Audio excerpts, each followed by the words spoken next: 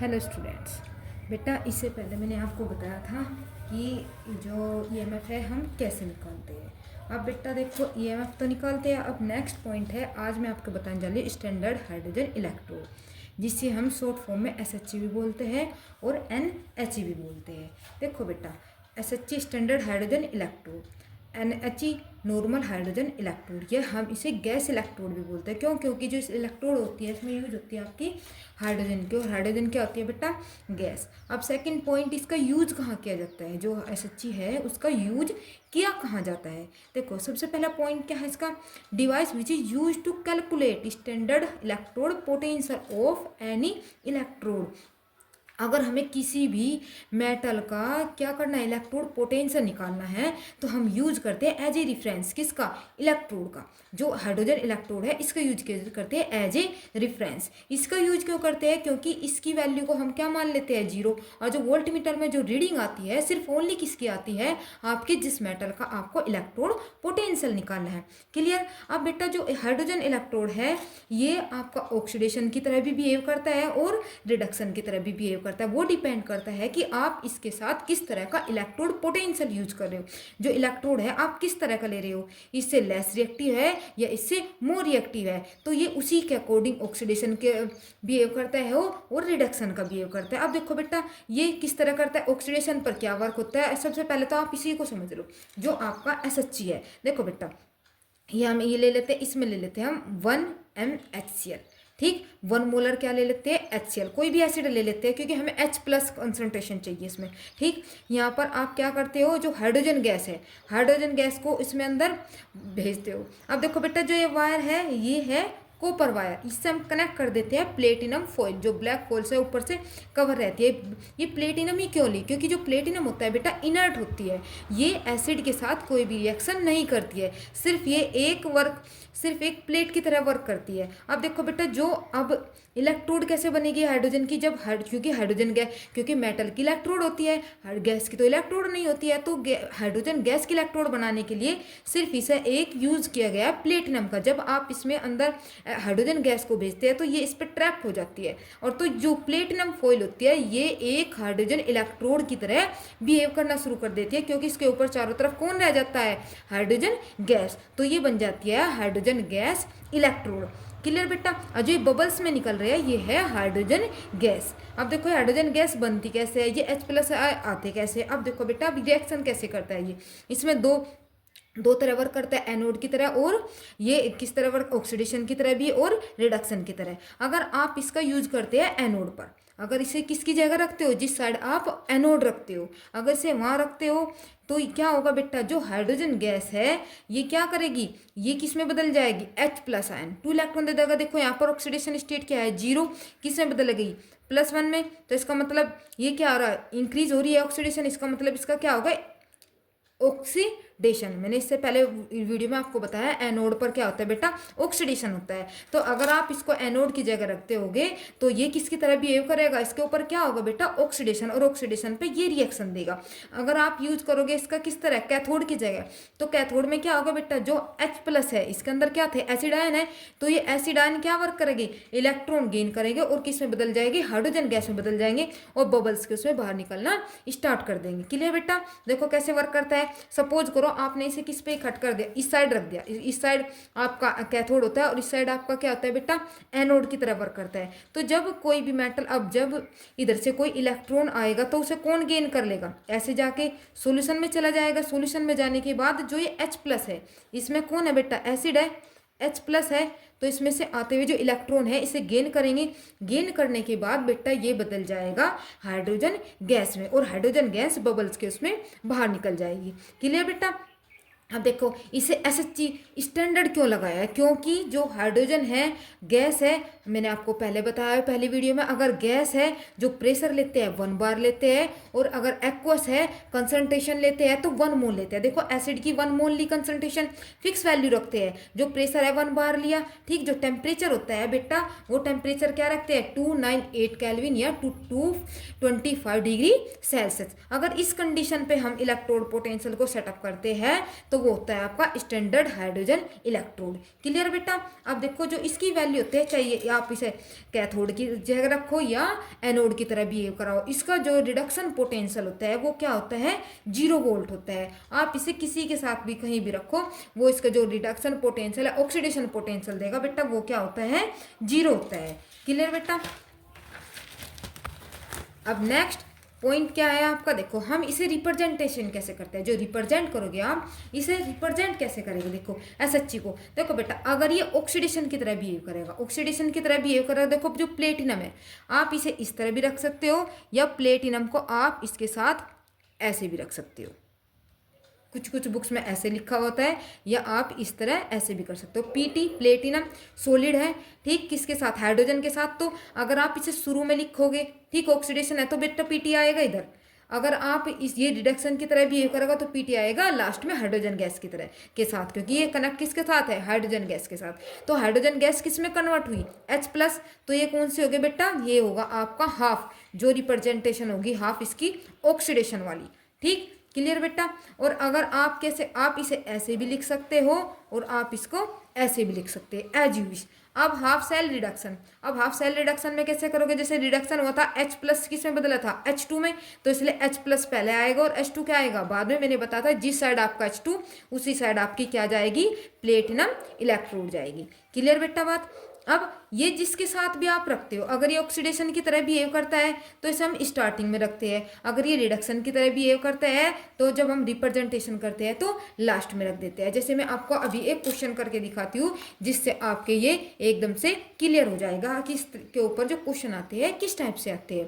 Clear बेटा। अब देखो, calculating standard potential electrode of Cu using SHE, ऐसे आपको क्वेश्चन दे देगा, स्टैंडर्ड हाइड्रोजन इलेक्ट्रोड। बेटा इन क्वेश्चनों में बच्चे बहुत ज़्यादा कंफ्यूजन होते हैं, क्योंकि इसमें सिर्फ एक ही इलेक्ट्रोड पोटेंशियल वैल्यू दे रखती है, ठीक, या वो एक का ही ई सेल पोटेंशियल दे देगा, तो वो कुछ ना कुछ ई सेल पूछो या दूसरे का इलेक्ट्रोड पोटेंशियल पूछो, तो इसमें बच्चा ये कंफ्यूज हो जाता है कि जो हम, जैसे अगर आप इधर ले रहे हो तो हम इस एनोड पे क्या वैल्यू रखें, अगर आप कैथोड की जगह ले रहे हो कैथोड की जगह क्या रखें। तो बेटा जहां भी ये आ जाए SHG और किसी का भी आपको इलेक्ट्रोड पोटेंशियल निकालने के लिए कह रही है, तो ये समझ लो इसका इट मीन्स वो क्या है, आपको SHG यूज कर रहे हो। SHG का मतलब है आपको इसमें कैथोड या एनोड पर क्या वैल्यू ले रखनी पड़ेगी, 0 वैल्यू रखनी पड़ेगी। अब देखो बेटा उसने दिया क्या है, तो वो पूछ रहा है Cu का इलेक्ट्रोड पोटेंशियल पूछ रहा है, और किसका यूज कर कर, SHG।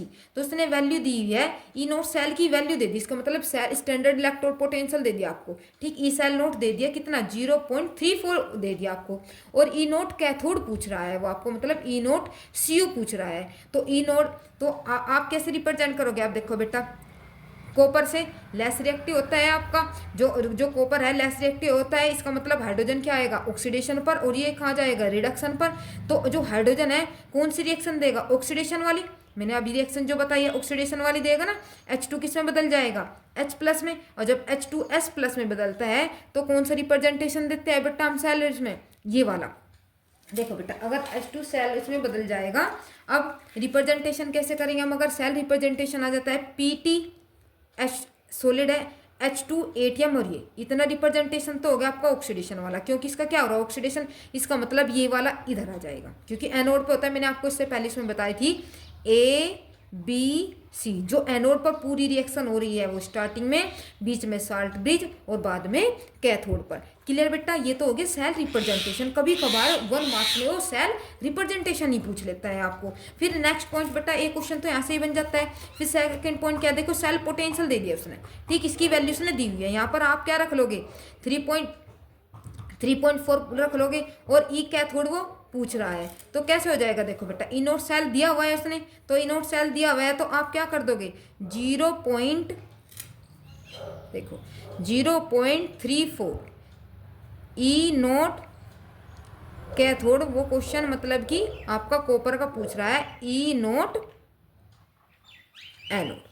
तो आप देखो बेटा ये वैल्यू पूछ रहा है, इसकी वैल्यू, ये एनोड पर कौन है हाइड्रोजन, और हाइड्रोजन की वैल्यू क्या रखोगे आप 0 वोल्ट, ठीक है, 0 वोल्ट कुछ भी रख लो। और ये आपका क्वेश्चन का आंसर क्या आ जाएगा, ई नोट कैथोड, सीधा वैल्यू जो उसने ई सेल नोट की वैल्यू आपको दी हुई है। तो इसका मतलब जो रिडक्शन पोटेंशियल है, स्टैंडर्ड पोटेंशियल है किसका, सी यू का, क्या आ गया आपका 0.34। ये यहाँ से दो तरह से क्वेश्चन पूछ सकता है, वो ई कैथोड देकर ई नोट सेल पूछ सकता है, और ई नोट सेल पूछ देकर ई जो भी कैथोड के पर जो आप मेटल रख रहे हैं उसका स्टैंडर्ड इलेक्ट्रोड पूछ सकता है।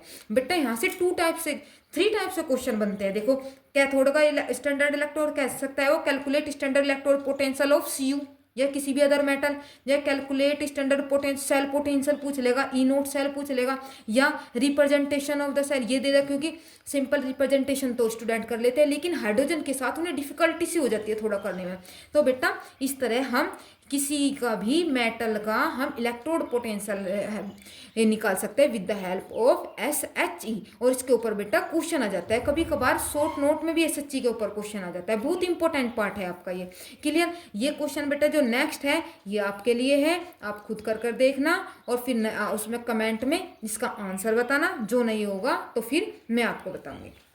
अब देखो बेटा, अब इसके बाद हम पढ़ेंगे नस्ट इक्वेशन। अब बेटा ये नस्ट इक्वेशन क्या होती है, सबसे पहले तो इस नस्ट इक्वेशन की हमें जरूरत क्यों पड़ी, क्योंकि जो नस्ट इक्वेशन है बेटा, ये नस्ट इक्वेशन इससे पहले हमने इसका यूज भी किया जाता है आपका सेल पोटेंशियल निकालने में। जो नस्ट इक्वेशन है किस चीज़ में यूज किया जाता है बेटा, सेल पोटेंशियल निकालने में। अब सेल पोटेंशियल हो गए दो, एक स्टैंडर्ड और एक क्या हो गया आपका ये सेल पोटेंशियल सिंपल। देखो बेटा, जो सिंपल जो नस्ट इक्वेशन होती है उसमें जब हम टेम्परेचर आप जो रिएक्शन है नॉन स्पॉन्टेनियस होती है, जिसमें आप टेम्परेचर 2989 होकर कुछ भी हो सकता है, मोलर कंसंट्रेशन 1 मोल ना होकर कुछ भी हो सकती है, या जो प्रेशर है 1 बार ना होकर कुछ भी हो सकता है। जब ये वैल्यू इसके इक्वल ना हो, मतलब कि जो वैल्यू है स्टैंडर्ड वैल्यू ना हो, जब हम जो सेल पोटेंशियल निकालते हैं वे निकालते हैं नस्ट इक्वेशन की वजह से। अगर ये वैल्यू है तो हम ई नोट निकालते हैं, तो इसके लिए तो हम निकालते हैं ई, इसके लिए तो निकालते हैं हम ई सेल पोटेंशियल, ठीक, ई सेल।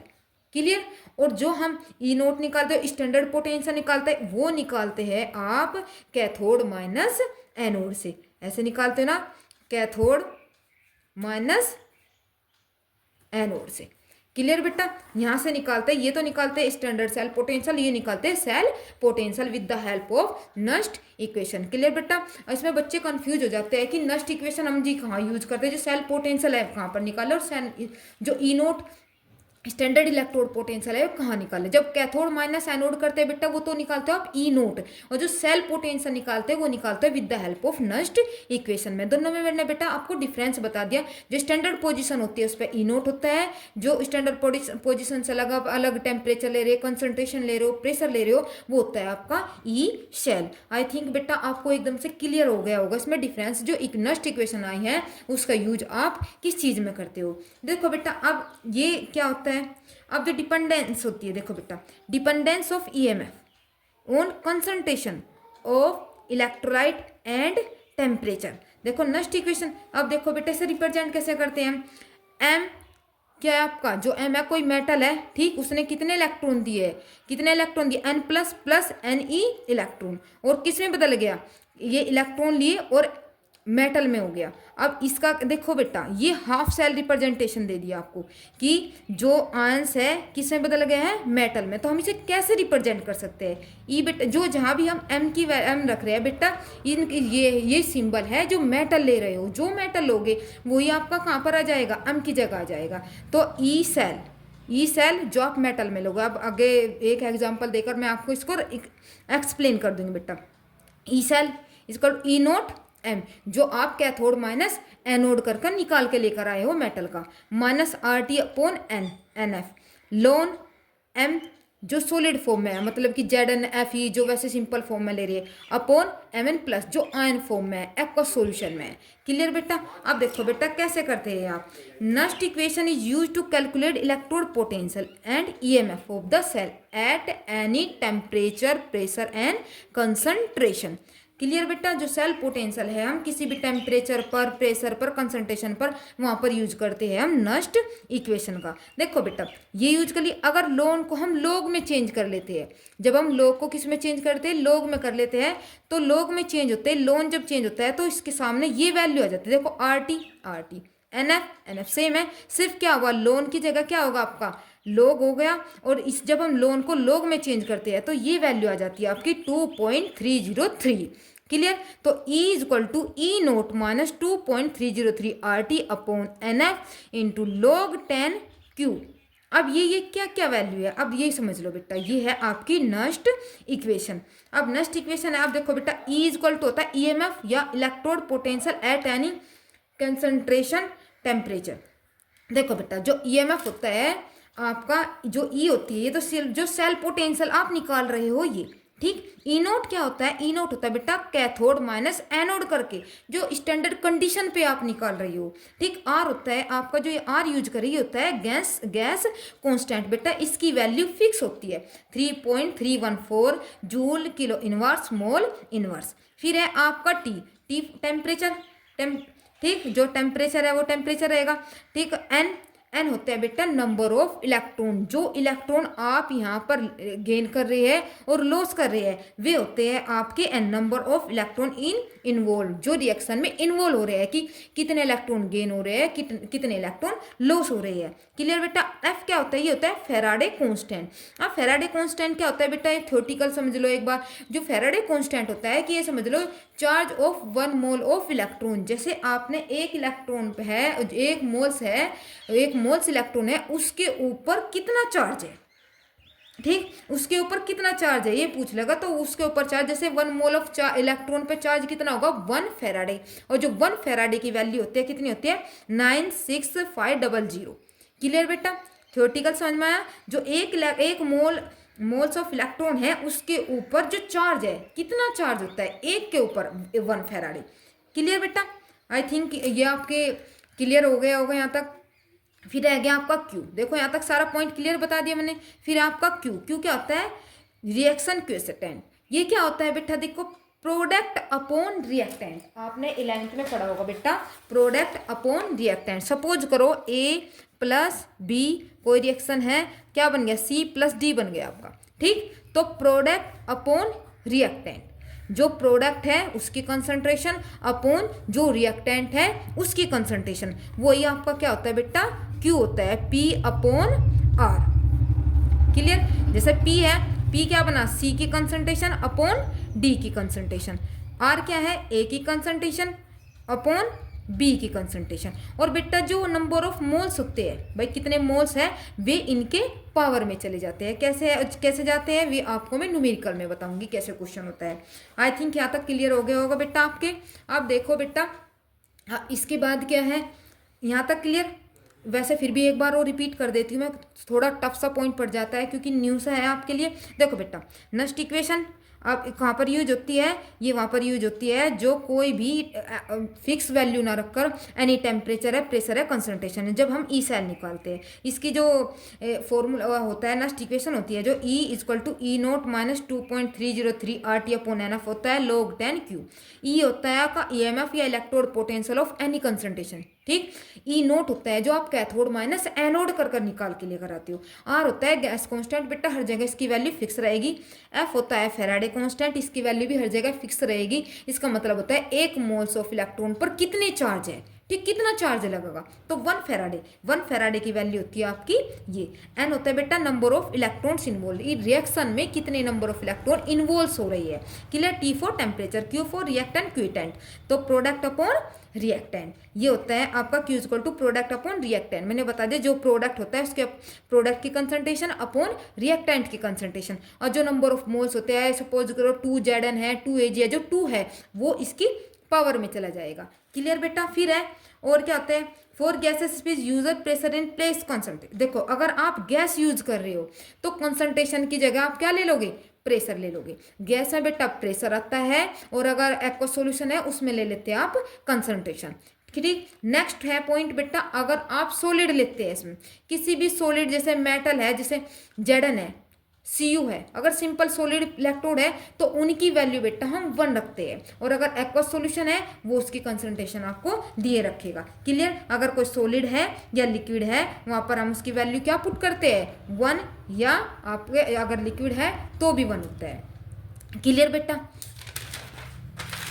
अब देखो, अब नेक्स्ट पॉइंट है, नेक्स्ट उस पे आपका इसका next equation for half cell. अब देखो बेटा वो तो कंप्लीट थी आपकी, क्या थी बेटा, कंप्लीट। अब देखो half cell, next equation for half cell. अब कैसे करोगे, देखो बेटा यहाँ पर देखो टेम्परेचर, कितना टेम्परेचर 25 डिग्री सेल्सियस।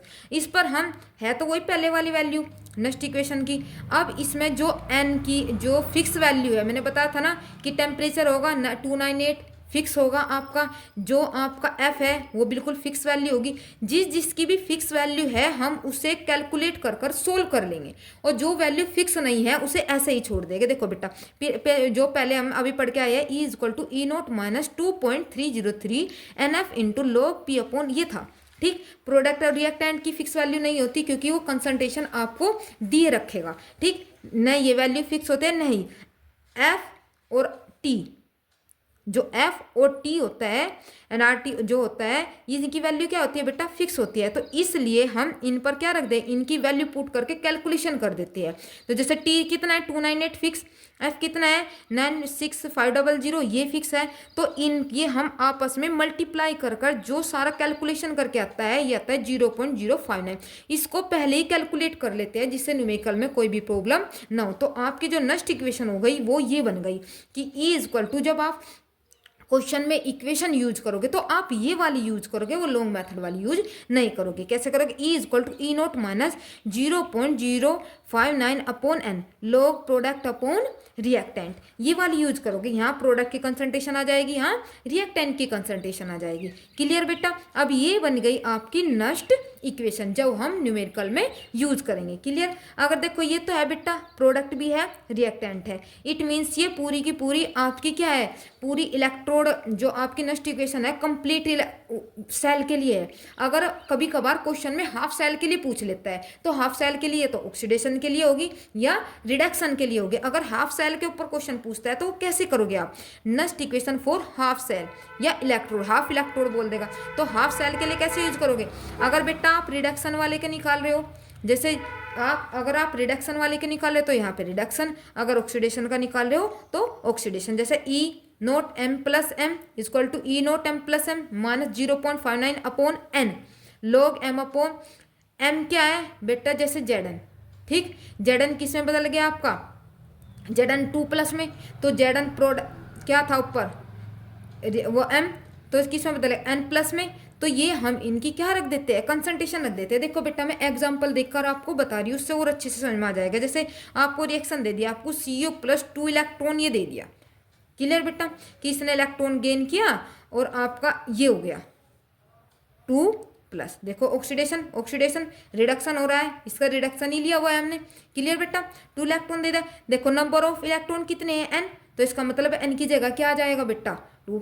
तो रिडक्शन की जगह क्या आ जाएगा आपका Cu2 प्लस से Cu में, तो ऐसे ही रख देगा हम Cu2 प्लस से Cu में equal to E naught Cu2 plus से Cu, क्योंकि ये तो इस इलेक्ट्रोड, ये तो आपका क्या सेल पोटेंशियल, ये क्या standard cell potential electrode potential. Clear, minus 0. ये फिक्स वैल्यू मैंने बता, जितने इलेक्ट्रॉन इन्वॉल्व होते हैं वो इलेक्ट्रॉन हम n की जगह ले लेंगे, 2 ले लिया। तो लोग देखो बेटा प्रोडक्ट कौन है Cu, क्लियर, रिएक्टेंट कौन है Cu2 प्लस। और मैंने अभी बताया है आपको पीछे कि जहाँ पर भी सॉलिड आ जाए, क्योंकि कॉपर इलेक्ट्रोड क्या होगा, सॉलिड आपने केमिकल सेल में यूज किया ना इलेक्ट्रोड तो सॉलिड होता है ना मेटल, तो सॉलिड के लिए क्या रख देते हैं हम 1 वैल्यू। तो जब हम कैलकुलेशन करेंगे न्यूमेरिकल करते हैं तो 1 अपॉन Cu2 प्लस कर लेते हैं आप, Cu ना करके क्या कर दो 1 अपॉन Cu2 प्लस। क्लियर बेटा, अगर सॉलिड हो लिक्विड हो उसके लिए हम क्या ले लेते हैं 1 ले लेते हैं। आई थिंक बेटा यहाँ पर क्लियर हो गया होगा। वैसे जब मैं इसके ऊपर न्यूमेरिकल कराऊंगी और अच्छे से साथ के साथ अभी कराऊंगी, उससे आपको ये क्वेश्चन एकदम से समझ में आ जाएगा। थोड़ा नया सा टॉपिक है, 11th में नहीं पढ़ा हुआ है, थोड़ा टाइम लगेगा। 1-2 बार आप रिवाइज करके देख लेना, दोबारा देख लेना 1-2 बार वीडियो, तो अच्छे से समझ में आ जाएगा बेटा। वैसे मैंने बहुत धीरे धीरे अच्छे से बताया है आपको। अगर कोई भी डाउट हो, कोई भी क्वेश्चन हो बेटा, आप कमेंट में पूछ सकते हो। मैं अगर नेक्स्ट वीडियो में उसी पॉइंट को आपके लिए क्लियर कर दूंगी। ठीक ठीक है बेटा। Next equation for sale. अब नेक्स्ट इक्वेशन फॉर, अब देखो बेटा, अब जो कंसंट्रेशन में रिप्रेजेंट करते हैं किस तरह करते हैं, देखो सबसे पहले ये देखो, ये तो बता दिया हाफ सेल के लिए। अब देखो बेटा, ई सेल नोट, ये हम पीछे से पढ़ के आए। Product upon reactant, product upon reactant. देखो बेटा, जो प्रोडक्ट है, जैसे कोई वैल्यू है, ये आपकी रिएक्शन है, ठीक। प्रोडक्ट क्या है आपका बेटा, सी और डी, सी और डी कैपिटल लिख रही है। ये क्या है जो आगे लगे हुए हैं, ये है नंबर ऑफ मोल्स। सब जैसे 2 Ag 3 Ag 2 Zn लगा रहता है ना, ये है इनके नंबर ऑफ मोल्स। मैंने अभी बताया था कि ये नंबर ऑफ मोल्स कहाँ चले जाते हैं बेटा, पावर में। फिर अपॉन क्या होता है आपका रिएक्टेंट, तो ए की पावर ए, बी की पावर बी। क्लियर। और जो ई नोट है उसे कैसे निकाल लेते हैं, E naught is equal to E naught cathode minus E naught anode. Clear बेटा। यहाँ से आई थिंक आपकी समझ में अच्छे से आ गया होगा बेटा। एक बार फिर भी मैं थोड़ा एक बार और रिवाइज करा देती हूँ, जिससे आपके और अच्छे से आ जाए। ये तो बेटा कैलकुलेशन करके आपका वैल्यू आएगा आपका प्रोडक्ट अपॉन रिएक्टेंट। ये इसे वैल्यू पुट कर ये सीधी आपको जो न्यूमेरिकल में यूज करनी है, आपको ये नहीं याद रखना, सीधा सिर्फ एक इक्वेशन ये याद रखनी है और कुछ नहीं याद रखना है। फिर हाफ सेल के लिए सिर्फ डायरेक्ट सीधा जो इक्वेशन याद रखनी है आपको, ये वाली इक्वेशन याद रखनी है। जो मेटल दिया हुआ है ये रखना है, बस उस मेटल की जगह ये बदल जाएगा। और नंबर ऑफ इलेक्ट्रॉन जो इन्वॉल्व हो रहे हैं, मोस्टली आई थिंक जितने भी अधिकतर क्वेश्चन आते हैं, अधिकतर क्या होता है 2 ही इलेक्ट्रॉन यूज होते हैं। और आप देख लेना, वैसे Zn Cu इनका यूज होता है तो 2 ही हो जाता है। तो log 1/cu, एक ये इक्वेशन याद रखनी है बेटा आपको, एक ये रिएक्शन आपको याद, जो इक्वेशन है वो याद रखनी है, जो आपके न्यूमेरिकल में यूज होती है। क्लियर बेटा। मैंने बता दिया जो आपके लिए इंपॉर्टेंट है। फिर ये पॉइंट मैंने आपको बता दिया। अब इसके उस पर आपको मैं 2 क्वेश्चन करा के दिखाती हूँ, जिससे आपको पता चल जाए कि किस टाइप से अब तक के क्वेश्चन पूछे गए हैं। अब देखो बेटा, बहुत सिंपल वे में, जो कुछ बच्चों को ऐसा होता है कैलकुलेशन करने में प्रॉब्लम हो जाती है। देखो जैसे 5/9 है, अगर आप 5/9 का 6 0 कर लोगे, क्या कर लोगे, 6 0 कर लोगे, तो आपको कैलकुलेशन करने में बहुत आसानी हो जाएगी, इजी हो जाएगा। ये नहीं कि आपका आंसर गलत आ जाएगा। पॉइंट के बाद अगर 1-2 नंबर कम या ज़्यादा आ जाता है तो उस पर मार्क्स कट नहीं होते। तो कैलकुलेशन के लिए हम उसे ईजी फॉर्म में करने के लिए हम उसको 6 0 कर लेते हैं। क्लियर बेटा। और एक और बात बेटा, अगर सिंपल सी फॉर्म में अगर आपको ये नहीं पता चल रहा, आप ये भूल रहे हैं कि हम ऊपर किसे रखें और नीचे किसे रखें, हमें याद रखना ये शॉर्ट ट्रिक है कि जिसका ऑक्सीडेशन है उसे तो रख दो ऊपर, और जिसका रिडक्शन हो रहा है उसे रख दो आप नीचे। जब आप क्या करोगे, क्वेश्चन करोगे, ऑक्सीडेशन वाले को ऊपर और रिडक्शन वाले को नीचे, कंसंट्रेशन की फॉर्म में रख देते हैं। क्लियर बेटा। अब देखो फिर नेक्स्ट इक्वेशन है इसकी, ये नस्ट इक्वेशन ही चल रही है आपके अलग अलग पार्ट में। इतने टाइप से नस्ट इक्वेशन के ऊपर ही आपसे क्वेश्चन पूछे जाते हैं। अब देखो नेक्स्ट है आपका बेटा equilibrium constant and Nernst equation. अब देखो इक्विलिब्रियम कांस्टेंट क्या होता है बेटा, देखो अब रिएक्शन चल रही भाई, एनोड से इलेक्ट्रॉन ट्रांसफर हो रहा है कैथोड की तरफ, कैथोड से करंट जा रहा है एनोड की तरफ।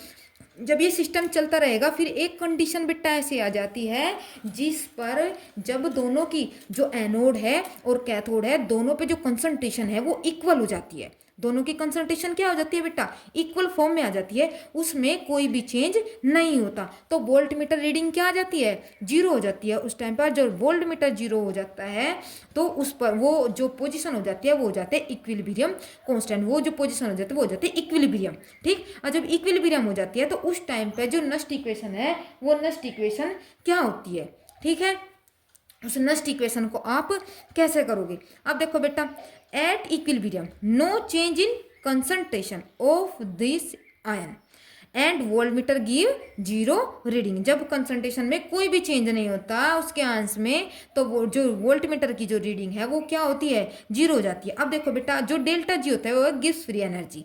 अगर उसकी वैल्यू 0 से छोटी है तो स्पॉन्टेनियस, अगर 0 से बड़ी होती है तो नॉन स्पॉन्टेनियस है। अगर 0 बड़ा है डेल्टा जी से, जो रिएक्शन होगी बेटा वो फॉरवर्ड होगी, इसका मतलब रिएक्टेंट से प्रोडक्ट बनेगा। और अगर जो आपका डेल्टा जी है उसकी वैल्यू ज़्यादा है, इसका मतलब नॉन स्पॉन्टेनियस है, तो वो रिएक्शन एकदम से क्या हो जाएगी, बैकवर्ड हो जाएगी। तो बेटा जब ये कंसंट्रेशन हो जाती है, इक्विलिब्रियम पोजीशन हो जाती है, तो वहाँ पर जो आपका ई सेल है, ई सेल को आप जीरो ले लोगे, और जहाँ पर क्यू है प्रोडक्ट अपॉन रिएक्टेंट करते हो ना, फिर वहाँ पर आप प्रोडक्ट अपॉन रिएक्टेंट नहीं करोगे, वहाँ पर आ जाएगा आपका केसी जो है इक्विलिब्रियम कांस्टेंट, कि अब प्रोडक्ट रिएक्टेंट प्रोडक्ट में चेंज नहीं हो रहा है, अब क्या हो गया बेटा कांस्टेंट हो गया, और उसे हम क्या कर दिया केसी की फॉर्म में ले लिया, कि हम अब रिएक्टेंट प्रोडक्ट नहीं लेंगे, अब वे क्या हो गए दोनों इक्वल फॉर्म में ले होंगे। तो क्यों जब हम एट इक्विलिब्रियम पे नस्ट इक्वेशन लिखते हैं, ठीक है बेटा, जब एट इक्विलिब्रियम पे क्या लिखेंगे हम इक्विलिब्रियम पे जब नस्ट इक्वेशन लिखेंगे, जहाँ पर क्यू है इसका मतलब प्रोडक्ट अपॉन रिएक्टेंट है, वहाँ पर तो क्या जाएगा आपका केसी, और जहाँ पर ई सेल है वहाँ पर वैल्यू क्या जाएगी आपकी जीरो, तो क्या इक्वेशन बन जाएगी ई नोट, क्योंकि जो आपकी इक्वेशन थी यहाँ पर तो जीरो हो गया, ठीक, और यहाँ पर क्या आ जाएगा क्यू सी, और जब यहाँ पर जीरो हो जाएगा आप इसे उठाकर इस साइड लेकर जाओगे तो ई नोट सेल इजक्वल टू ये वैल्यू हो जाएगी। देखो बेटा ऐसे ही किया, ई नोट यही का यही रखा है हमने, तो इधरले वाली वैल्यू को लेकर दूसरी तरफ चलेगा तो क्या जाएगा 2.303 RT NF log KC, ठीक है बेटा। और जो केसी कहाँ पर आया क्यू, जो ये फॉर्म है ये है आपकी क्या बेटा एट इक्विलिब्रियम, एट इक्विलिब्रियम पे अगर आपको इक्विलिब्रियम कांस्टेंट निकालने के लिए कहता है आपको फॉर्मूला यूज करना है ये वाला, ठीक। देखो अब बेटा तीनों में डिफरेंस देख लो आप एक बार, कहाँ पर कौन सा फॉर्मूला आप कैसे यूज करोगे। देखो अगर एट इक्विलिब्रियम कह रहा है तो इसका मतलब सब चीज़ जीरो रखनी है, ये फॉर्मूला यूज करना जहाँ पर एट इक्विलिब्रियम आ जाएगा, ठीक है। जहाँ पर अगर आपको हाफ सेल दे रखी है, हाफ सेल इलेक्ट्रोड पोटेंशियल का, तो इसका मतलब आपको ये वाला फॉर्मूला यूज करना है। अगर आपको उसने नस्ट इक्वेशन में ई सेल पूछ रहा है, दोनों की कंसंट्रेशन वगैरह दिया है, कोई इक्विलिब्रियम नहीं है, तो आपको बेटा ये वाला फॉर्मूला यूज करना है। देखो बेटा तीनों पॉइंट बता दिया, अगर कंसंट्रेशन वगैरह दी हुई है, इक्विलिब्रियम कुछ नहीं है, तो इसका मतलब ये वाला फॉर्मूला, अगर हाफ सेल दी हुई है तो ये वाला आपका फॉर्मूला, अगर कह रहा है वो इक्विलिब्रियम पे तो आपको ये वाला फॉर्मूला यूज करना है। क्लियर बेटा यहाँ तक। अब देखो इतना तो हो गया, अब देख ये वाला पॉइंट ये कैलकुलेशन करके आपको ये वाला यूज करना है ई नोट सेल, क्योंकि ये तो वैल्यू पुट करके करेंगे 0.9 अपॉन log KC, ठीक है 59 तक ही रखो, इतनी लंबी कैलकुलेशन। अब देखो बेटा जो एक क्वेश्चन है, अब क्योंकि अब तो आपको बहुत भारी सी चीज़ लग रही होगी, एकदम से पता नहीं क्या क्या अलग अलग पढ़ लिया। अब इनको करने के लिए देखो बेटा, अब इनको हम क्वेश्चन जो क्वेश्चन आएंगे वे किस टाइप से हम इन क्वेश्चन को करते हैं। अब देखो बेटा जो आपका ये है कैलकुलेट द EMF, इसके ऊपर क्वेश्चन बनते कैसे है, ठीक है। आप जो इसके ऊपर अब क्वेश्चन आते हैं किस टाइप से आते हैं, क्योंकि बेटा हमें तभी समझ में आता है जब हम थ्योरी और डेरिवेशन वगैरह कर लेते हैं, समझ तब आता है जब हम उससे रिलेटिव क्वेश्चन कर लेते हैं। अब देखो नस्ट इक्वेशन के ऊपर क्वेश्चन आएंगे किस टाइप से, ठीक। मैंने SHG के ऊपर आपको बता दिया है, ये क्वेश्चन पूछ लेगा कि जो SHG है उसे एज ए रिफरेंस इलेक्ट्रोड कैसे यूज करते हैं, SHG पर शॉर्ट नोट लिखिए, उसकी स्टैंडर्ड वैल्यू बताइए, इस तरह के क्वेश्चन तो आएगा आपके SHG पर। नस्ट इक्वेशन से किस टाइप के क्वेश्चन आते हैं, नेक्स्ट इक्वेशन की सिर्फ आपको 3 फॉर्मूले याद करने हैं, सिर्फ पल्सी एकदम से काम हो जाएगा। जैसे तीनों पर अलग अलग उसमें एक क्वेश्चन आपको समझा दूंगी, ठीक है। जैसे फर्स्ट क्वेश्चन है calculate the EMF of the following cell, कितने पर 298 केल्विन, ठीक। mg ये हो गया, ये उसने सेल दे दी। देखो बेटा जो यहाँ पर जो वैल्यू लिखी रहती है ये होती है इनकी कंसंट्रेशन, जो आप कहाँ रखते हो यहाँ पर और यहाँ पर फॉर्मूले में, ठीक।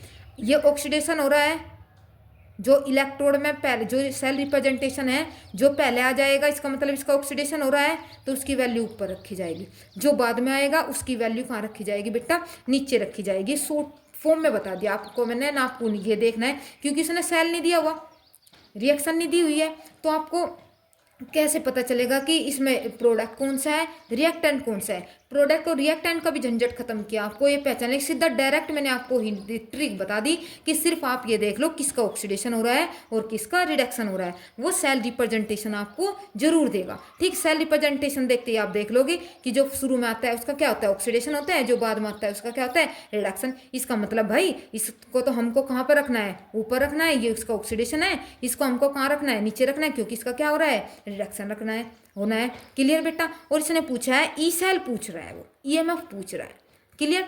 और ई नोट सेल हम कैसे निकालते हैं बेटा, मैंने आपको बताया था कैसे निकालते हैं, क्योंकि ई नोट सेल चाहिए आपको। ई नोट सेल के लिए ई नोट सेल इक्वल टू क्या होता है बेटा ई naught cathode minus E naught anode.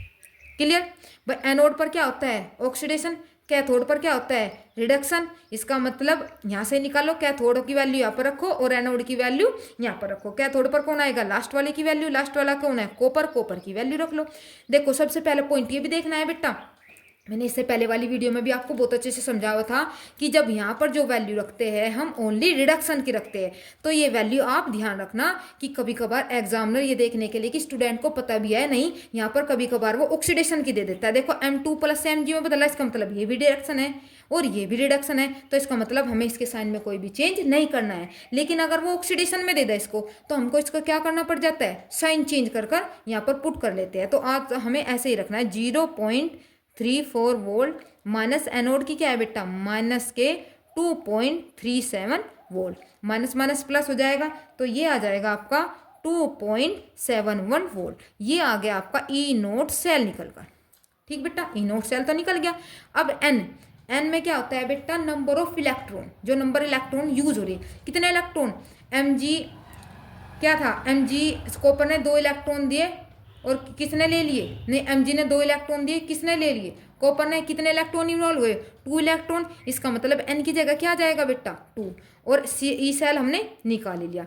तो E cell is equal to E naught अभी निकाला है ना 2.71 वोल्ट माइनस के 0.059 अपॉन एन कितना आ गया ये आ गया। ठीक, फिर लोग देखो बेटा ऑक्सीडेशन अपॉन रिडक्शन, इनकी कंसंट्रेशन रखते हैं हम यहाँ पर। कंसंट्रेशन इसकी कितनी है बेटा, देखो इसकी कंसंट्रेशन है 0.001 और ऐसे का रख देते हैं, ये होता है बेटा कंसंट्रेशन का साइन, अपॉन इसकी कितनी है बेटा 0.0001 और इसकी कंसंट्रेशन। बेटा आगे होगा समझ में यहाँ तक की। अब देखो ये करने के बाद अब क्या करोगे आप, देखो बेटा अब करो 2.71 माइनस के, आप इसे इससे क्या कर दोगे डिवाइड कर दो, या आप ऐसे सीधे रखो 0.059 अपॉन 2।